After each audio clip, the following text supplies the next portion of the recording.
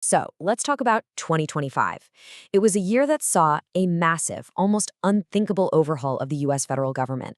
And what we're going to do here is walk through an inside account of exactly what happened based on interviews with more than 1,000 federal workers who lived through it. At the beginning of 2025, if you were one of the nation's 2.4 million federal employees, you probably felt pretty secure. This quote right here really captures that feeling. There was this belief in the system, a belief in the protections that had been around for decades. It was this reassuring thought that gave a real sense of stability to a career in public service. Yeah, he was wrong. That sense of security, it just wouldn't last. In fact, that bedrock of stability was about to be shaken right to its core as a new administration kicked off a really rapid and sweeping transformation of the entire federal bureaucracy. So, okay, what was the big idea here? What was driving all this change? Well, officially, it was all framed as a mission to streamline government and, make it better for the American people. So, on the one hand, you have the official line from the White House. They had a clear mandate from voters to make government more efficient, to cut out the waste, fraud, and abuse. But on the other hand, for the people actually working inside these agencies, the reality on the ground felt totally different. They were watching missions they had dedicated their entire lives to get completely shifted, or, in some cases, just shattered. And this chart, wow, this really puts the human scale of it all into perspective. I mean, look at these numbers. Out of a workforce of 2.4 million people, nearly 300,000 were forced out in less than a single year. And let's be clear, that's not just a statistic on a chart. That's a massive, massive disruption to hundreds of thousands of lives and careers.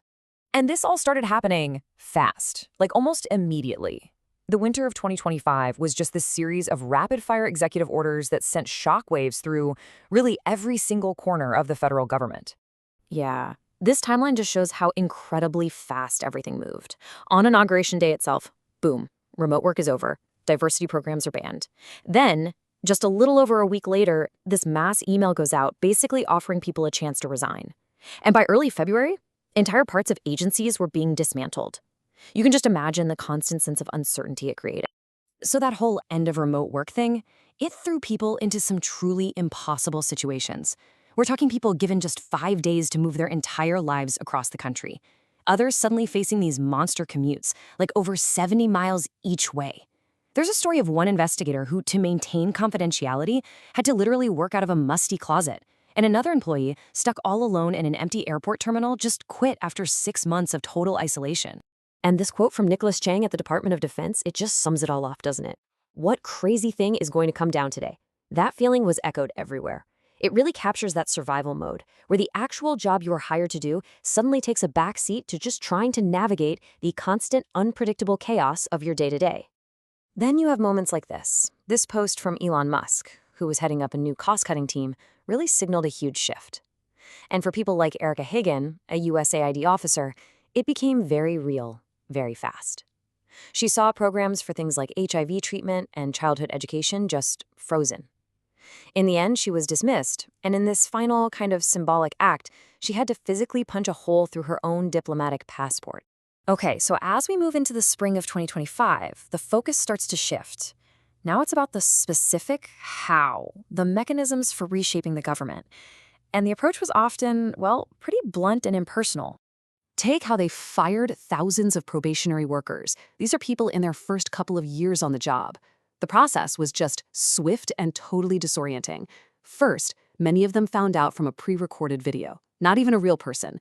Then, they were given as little as 30 minutes to pack up and leave. And get this, the phone number they were given for appeals, it just led to some random apartment building.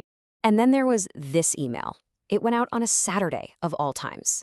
It literally pulled TSA agents away from security lines at airports so they could sit down and write bullet points about what they did all week. A lot of workers were so confused they just reported it as spam. It really just adds to that whole feeling of chaos and surrealism. At the same time, staff in places like the EPA and the State Department got this new, really strange task. They were told to go through official documents and grants and just scrub certain words. We're talking words like carbon, sustainability, diverse, gender. One employee at the EPA actually wrote in her diary that it felt like she was erasing someone's existence. And I think this is a really crucial point. In the beginning, a lot of people thought, okay, this is temporary, things will settle down. But they never did. As Jenna Norton from the NIH puts it here, that hope that things would get back to normal just faded. It was replaced by this new reality that the constant state of assault was the new normal. And you could feel this atmosphere of distrust. It became really palpable. I mean, at the National Institutes of Health, home to some of the country's top scientists, you had these silent young men from the new cost-cutting team stopping employees in the bathrooms to check their IDs, searching their cars. It got so bad that an experienced researcher, Elizabeth Genexi, texted her friends, "NIH is being killed," right before she quit. So as the year goes on, we start to see the long-term consequences of all this. The effects begin to ripple outward. And the impact wasn't just on the federal workers themselves, but on the absolutely essential services they provide to all of us every single day. It started with something that seems almost small. The spending limit on a ton of government credit cards was slashed to $1, just a single dollar. And this one simple rule basically paralyzed operations all over the country. The consequences were, well, they were truly unbelievable. Just look at what a dollar couldn't buy. We're talking lab cleaning fluid for food safety. The Forest Service couldn't get fuel for their chainsaws, delaying fire prevention efforts. Inspectors couldn't pay highway tolls to get to their job sites. There were stories of people not being able to buy horse fodder, dry ice for medical samples. Even Scotch tape became this huge bureaucratic ordeal. And this contrast between the official story and the reality on the ground became crystal clear during the floods in Texas. On one side, you have FEMA's official statement, hey, these new rules saved taxpayers $10.7 billion. But on the other side, you have a FEMA employee saying the new bureaucracy risks lives in communities every day because it delayed urban search and rescue teams from getting to flood zones by a critical 72 hours. All of this pressure, all this uncertainty, it led to what a lot of people called a brain drain, a mass exodus of institutional knowledge. You had 6 institute directors leave the NIH. The FAA lost its top air traffic official. The Treasury lost over 200 technical experts. I mean, these are critical agencies being left without their most experienced leaders. And then, as if that wasn't enough, the government shut down in the fall. This just inflicted deep financial hardship on people. We're talking about more than 750,000 workers sent home without pay. Many of them had to turn to food pantries just to feed their families. There's one story of a worker who was living on coffee and protein shakes and ended up losing her car to repossession. So you get to the end of 2025. After a full year of this chaos, firings, huge systemic changes, what was the atmosphere like inside this remade government? What did it even feel like to be a public servant anymore? The stories are just devastating. A housing attorney who saw family in chains in his own office garage. A NOAA biologist who watched her vital whale conservation work get completely bogged down and replaced by paperwork. The human toll was just immense. What the year really left behind was this deeply eroded sense of trust, and a workforce that was grappling with a fundamental question that honestly still lingers. What is the future of public service in America?